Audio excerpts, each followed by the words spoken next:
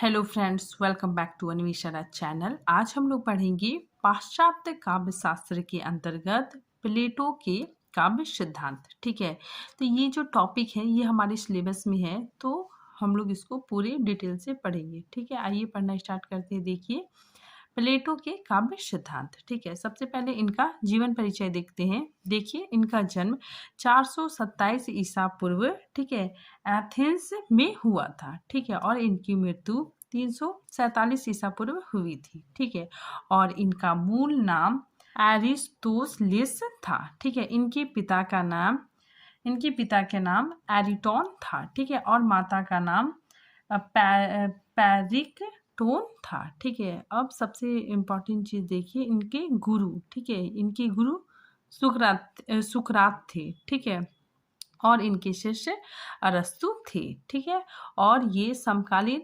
Homer के समकालीन थे। अब देखिए प्लेटो के प्रमुख ग्रंथ। ठीक है, अब इनके प्रमुख ग्रंथ कौन कौन थे? देखिए, द रिपब्लिक। ठीक है, काफी इंपॉर्टेंट है।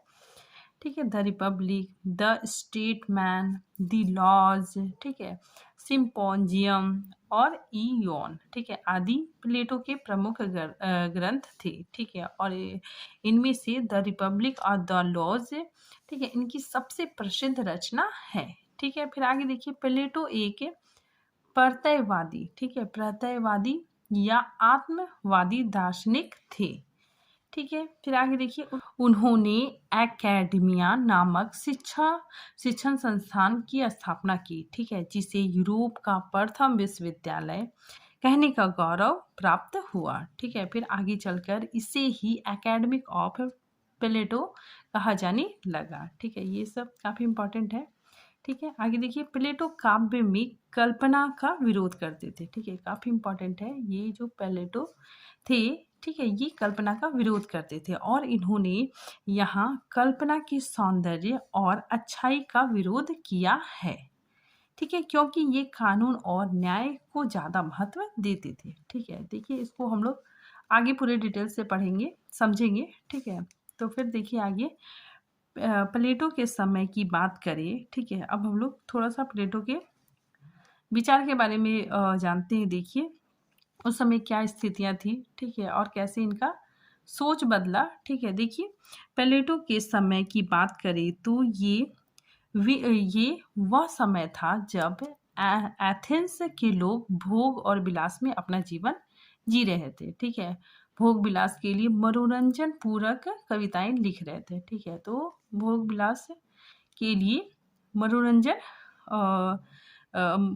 मनोरंजन से भरी कविताएं लिख रहे थे। ठीक है, उसमें समाज सुधार, ठीक है, समाज सुधार करने की दिशा में कोई संदेश नहीं दिया जा रहा था। ठीक है, मतलब समाज सुधार की ओर कोई कुछ भी ध्यान नहीं दिया जा रहा था। ठीक है, समाज में सुधार लाने का प्रयास नहीं किया जा रहा था। ठीक है, उस समय मनोरंजन के लिए काव्य लिखा जा रहा था, जिससे सामाजिक राजनीतिक स्थिति भी प्रभावित हो रही थी।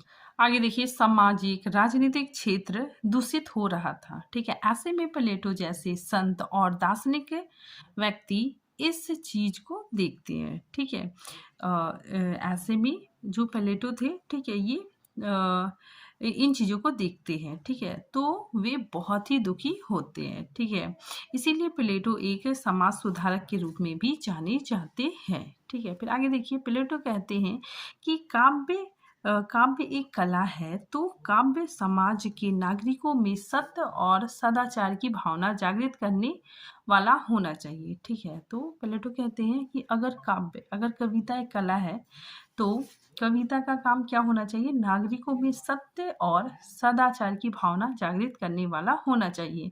यदि काव्य और कला एक नागरिक में विलासिता, ठीक है, नागरिकों में क्या करता है?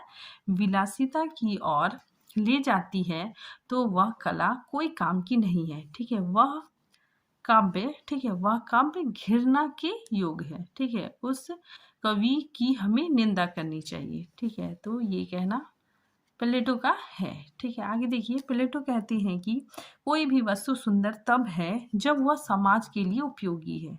ठीक है। यदि वह समाज के लिए उपयोगी नहीं है तो वह सुंदर नहीं है। ठीक है, जो सुंदर नहीं है उसका त्याग कर देना चाहिए। ठीक है, आगे देखिए, इन्होंने इस प्रकार की कविताओं का विरोध किया, ठीक है, जो मतलब भोग विलास या फिर मनोरंजन से परिपूर्ण थी। ठीक है, तो इन्होंने इस प्रकार की कविताओं का विरोध किया जो कानून और न्याय का उल्लंघन करती थी। यानी जो भी काव्य की रचना की जाए, ठीक है, उसमें कानून न्याय के दायरे में बंध कर की जाए। ठीक है, यहाँ सौंदर्य और अच्छाई का विरोध किया गया है।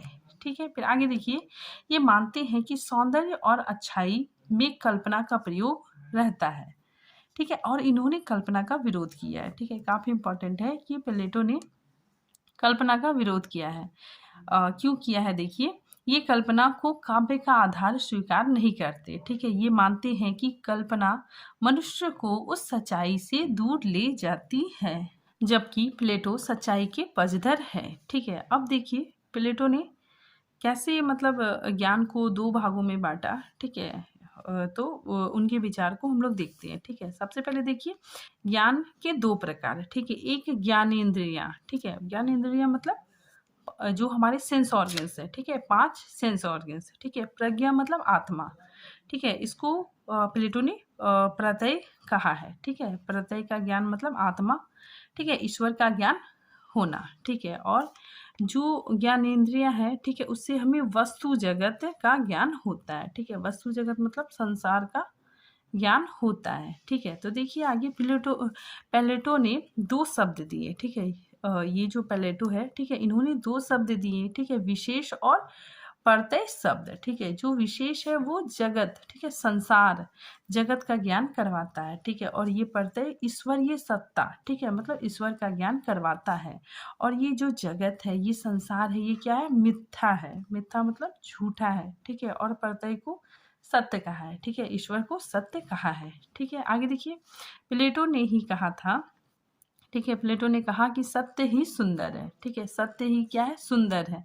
इन्होंने ही सत्यम शिवम सुंदरम कहा था। ठीक है, सत्य ही शिव है। ठीक है, मतलब शिव ही सुंदर है। ठीक है, आगे देखिए, काव्य सत्यम शिवम सुंदरम होना चाहिए। ठीक है, तो इन्होंने क्या कहा कि काव्य सत्यम शिवम सुंदरम सुंदरम होना चाहिए। ठीक है, कविता अनुपयोगी है। ठीक है, तो इन्होंने कहा कि कविता अनुपयोगी है। कविता का कोई भी उपयोग समाज में नहीं होता है। ठीक है, क्यों क्यों नहीं होता है देखिए, ये बताते हैं कि कविता भावों को उद्वेलित कर व्यक्ति को कुमार्गी बना देती है। ठीक है, व्यक्ति को विलासी व्यक्ति बना देती है, और विलासी व्यक्ति अपाहिज व्यक्ति के समान है।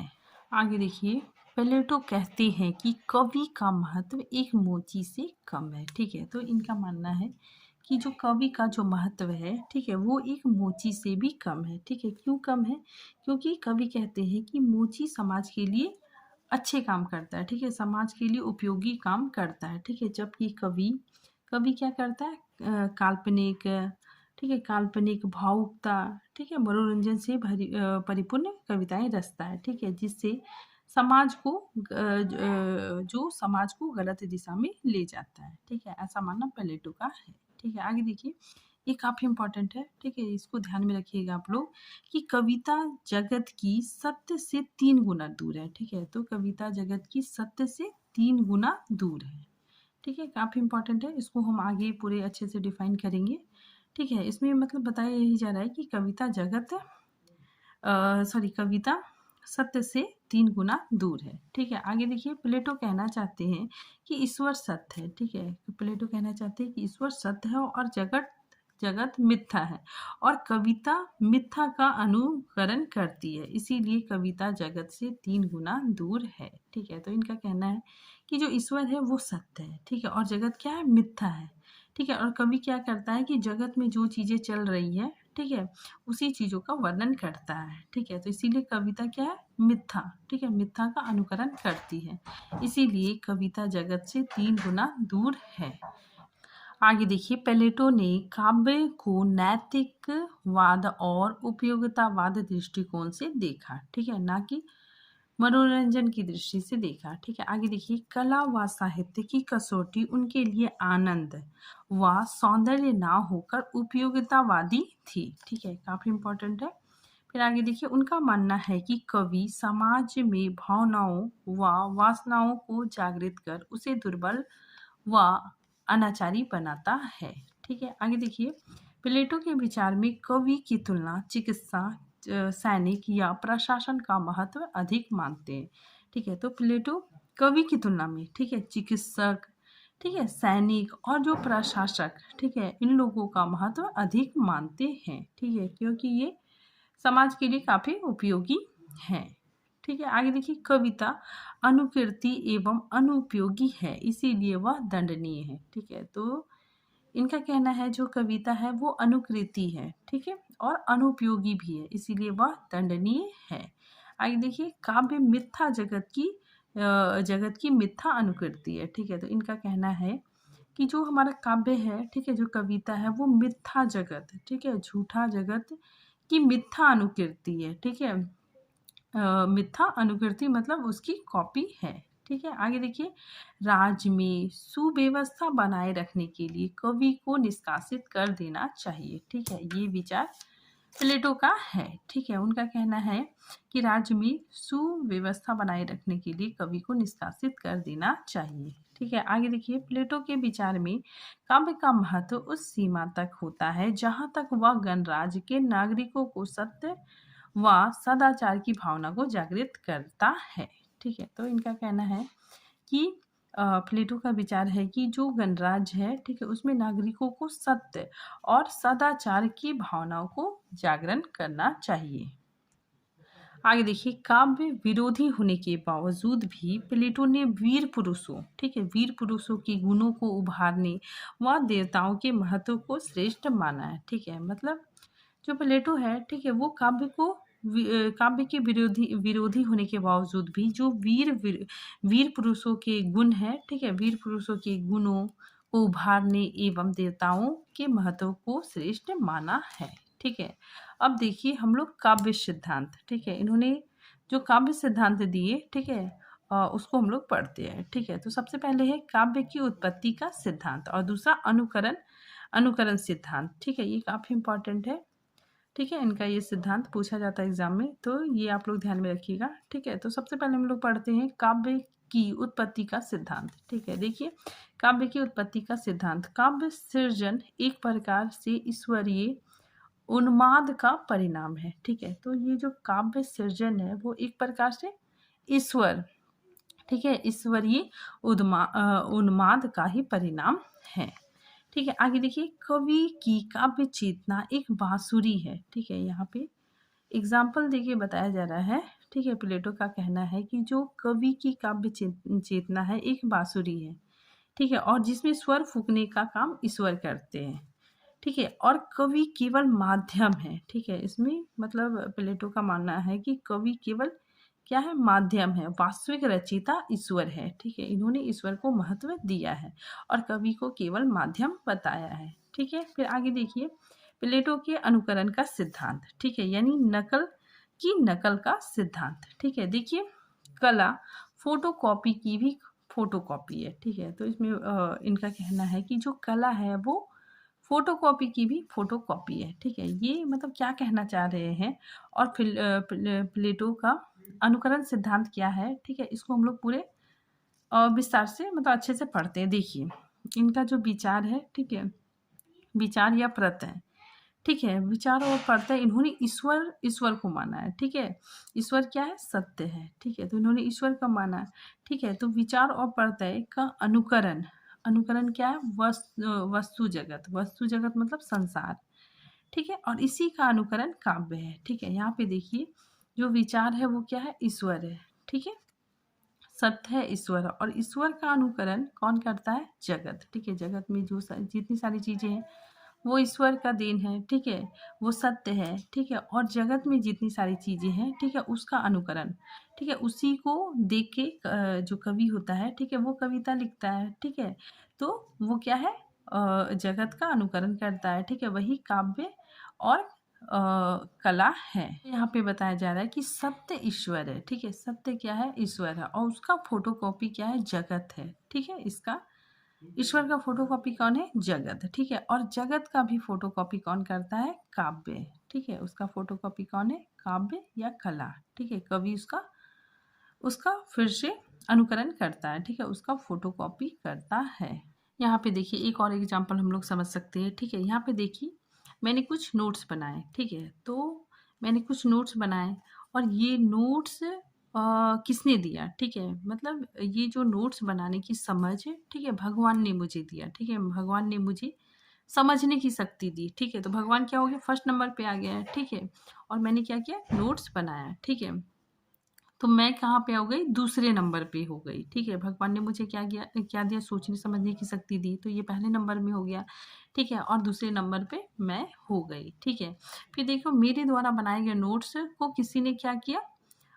फोटोकॉपी करवा ली, ठीक है। तो वो क्या हो जाएगा? तीसरे नंबर पर आ जाएगा, ठीक है। उसी प्रकार देखिए एक कवि जो काव्य की रचना करता है, ठीक है, उसे जो समझने, लिखने या काव्य की रचना करने की जो शक्ति प्रदान होती है वो ईश्वर की देन है, ठीक है। तो ईश्वर इसमें पहले नंबर में आ गया, ठीक है। और वह जो रचना करता है वो जगत को देख के ही करता है, ठीक है। तो जगत क्या हो गया? दूसरे नंबर पे आ गया, ठीक है। तो जगत को देखकर जो वो रचना रचता है, ठीक है, जो काव्य रचता है वो क्या हो गया? उसका फोटोकॉपी हो गया, ठीक है। तो इसमें क्या है? फोटोकॉपी की भी फोटोकॉपी है, ठीक है। तो ये सिद्धांत प्लेटो का है, ठीक है। इन्होंने ही अनुकरण का सिद्धांत दिया था और यही अनुकरण का सिद्धांत है, ठीक है। आगे देखिए प्लेटो द्वारा सत्य की परिभाषा, ठीक है। प्लेटो ने सत्य की परिभाषा क्या दी है? देखिए मूल्य सत्य एक अखंड है। अखंड मतलब क्या होता है? जिसे खंडित नहीं किया जा सकता, ठीक है। तो मूल्य सत्य एक अखंड है और ईश्वर उस सत्य का कर्ता है, ठीक है। आगे देखिए यह वस्तु जगत, ठीक है, ये जो संसार है, ठीक है, वस्तु जगत है, उस परम सत्य का अंश नहीं, उसका अनुकरण है, ठीक है, उसका नकल है, ठीक है। आगे देखिए कलाकार अनुकरण का अनुकरण करता है, ठीक है। जो कलाकार है, जो कवि है, वो क्या करता है? अनुकरण का भी अनुकरण करता है, ठीक है, नकल का भी नकल करता है, ठीक है। अतः कवि वर्णित सत्य मूल्य सत्य से 3 गुना दूर है, ठीक है। इसीलिए कवि क्या है? सत्य से 3 गुना दूर है, ठीक है। सभी कलाकारों की भांति त्रासदीकार भी अनुकरता है, ठीक है। मतलब यहाँ पे प्लेटो का कहना है कि सभी कलाकारों की भांति जो त्रासदी कार्य भी क्या है? अनुकरता है, ठीक है। त्रासदी कार्य मतलब क्या होता है? कि जो काव्य में दुख या पीड़ा का वर्णन होता हो। आगे देखिए प्लेटो त्रासदी के विरोधी है, ठीक है। त्रासदी के ये विरोधी है, ठीक है। ये कहते हैं कि दुख को अभिव्यक्ति नहीं करनी चाहिए, ठीक है। दुख की अभिव्यक्ति नहीं करना चाहिए, ठीक है। लोगों को दुख करने के लिए काव्य की रचना नहीं करनी चाहिए, ठीक है। इन्होंने त्रासदी को दूषित विचारों का पोषण करने वाली रचना कहा है, ठीक है। तो इन्होंने जो त्रासदी है उसको दूषित विचार, ठीक है, दूषित विचारों का पोषण करने वाली रचना कहा है, ठीक है। आगे देखिए प्लेटो ने काव्य में कल्पना का विरोध किया है, ठीक है, काफी इंपॉर्टेंट है। फिर आगे देखिए प्लेटो काव्य को जला देने की बात कहते हैं, ठीक है। मतलब प्लेटो कहते हैं कि ऐसे जो काव्य है, ठीक है, वो जला देने के योग्य है, ठीक है। अब देखिए प्लेटो ने काव्य और कवि पर क्या आक्षेप किया, ठीक है, क्या आरोप किया, ठीक है, उसको हम लोग विस्तार से पढ़ते हैं, ठीक है। सबसे पहले नंबर 1 काव्य अनुकृति की अनुकृति है, मतलब काव्य क्या है? नकल की भी नकल है, ठीक है। दूसरा देखिए कवि ना केवल स्वयं अज्ञानी है बल्कि वह अज्ञानता का प्रसारक भी है, ठीक है। तो यहाँ पे प्लेटो कहते हैं कि जो कवि है वो स्वयं अज्ञानी है और साथ ही साथ काव्य के माध्यम से अपनी अज्ञानता का प्रसार भी करता है, ठीक है, अज्ञानता का प्रसारक भी है, ठीक है। आगे देखिए कवि समाज में अनाचार का पोषण करने वाला अपराधी है, ठीक है। मतलब कवि समाज में अनाचार को फैला रहा है, ठीक है, उसका भी अपराधी है, ठीक है। नेक्स्ट देखिए काव्य क्षुण्ण मानवीय भावों और कल्पना पर आधारित होता है, ठीक है। कलात्मक रचनाएं समाज के लिए अनुपयोगी है, ठीक है। तो इनका मानना है कि जो कलात्मक रचनाएं हैं वो समाज के लिए अनुपयोगी है, ठीक है। फिर नेक्स्ट देखिए काव्य लोगों में वासना जैन क्षुद्र भावों को जगाता है, ठीक है। कवि समाज में अनाचार एवं दुर्बलता का पोषण करने वाला अपराधी है, ठीक है, तो ये सारा चीज़ प्लेटो जी का कहना है। आगे देखिए अनुकरण सिद्धांत का मूल्यांकन। ठीक है, अब हम लोग देखते हैं अनुकरण सिद्धांत का मूल्यांकन। देखिए प्लेटो आलोचक व काव्य मीमांसक नहीं बल्कि एक महान दार्शनिक और राजनीतिक थे।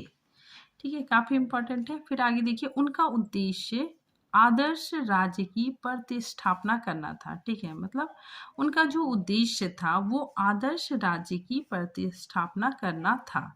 उनकी दृष्टि नैतिकतावादी, ठीक है, नैतिकवादी व उपयोगीवादी था। ठीक है, काफी इंपॉर्टेंट है, पूछा भी जाता है। ठीक है, उनकी दृष्टि नैतिकवादी और उपयोगितावादी थी। ठीक है, आगे देखिए प्लेटो पूरी तरह से काव्य के विरोधी नहीं थे। उन्होंने ऐसे कविताओं को महत्वपूर्ण प्रभाव उत्पाद व उचित माना है जिसमें वीर पुरुषों की गाथा, ठीक है, जिसमें क्या हो, वीर पुरुषों की गाथा हो तथा देवताओं का स्रोत हो। अब देखिए अस्मरणीय तथ्य। ठीक है, देखिए प्लेटो महान दार्शनिक सुकरात के निकट रहे। ठीक है, क्योंकि इनके गुरु सुकरात थे। ठीक है, इसीलिए ये सुकरात के काफी निकट थे। उनके विचारों और तर्क पद्धति से अधिक प्रभावित हुए। ठीक है, ये उनके विचारों और तर्क पद्धति से काफी प्रभावित हुए। आगे देखिए प्लेटो ने कुल 36 ग्रंथ माने जाते हैं। इनके कुल 36 ग्रंथ माने जाते हैं, जिसमें 23, ठीक है, 23 क्या है, संवाद है और 13 आलेख व पत्र है। ठीक है, आगे देखिए उनके अधिकांश ग्रंथ संवाद के रूप में है। ठीक है, तो उनके अधिकांश ग्रंथ संवाद के रूप में है। आगे देखिए इस प्रकार प्लेटो की काव्य शास्त्रीय दृष्टि समाज परक एवं नैतिक है। उनके विचार में न्याय, व्यवस्था, संयम, अनुशासन में उनका योगदान होना चाहिए। ठीक है, इसके विपरीत होने पर वे काव्य को उपयोगी नहीं मानते हैं। ठीक है, तो आज ये टॉपिक यहीं पे खत्म हुआ। ठीक है, आज हम लोग जो प्लेटो है, ठीक है, उनका अनुकरण सिद्धांत पढ़े। ठीक है, अगर आपको समझ में आया तो ठीक है, नहीं तो आप कमेंट्स में भी इसको पूछ सकते हैं। ठीक है, तो मिलते हैं नेक्स्ट टॉपिक के साथ, तब तक के लिए थैंक यू।